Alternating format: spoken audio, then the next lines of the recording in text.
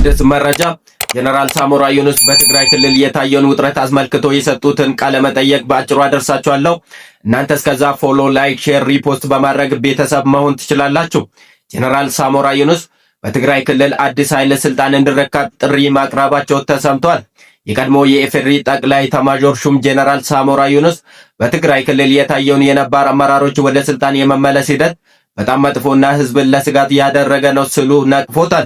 ይህ ሽግግር ጥቂት ሰዎች ብቻ እየመከሩበትና ህዝባዊ መሰረት የሌለው መሆኑን የገለጹት ጀነራሉ ዋና ዓላማው አመራሮቹና ወታደራዊ አዛዦቹ ከተጠያቂነትን ለማምለጥና ስልጣን ለማስቀጠል ያደረጉት ጥረት እንደሆነ አመላክቷልም ተብሏል።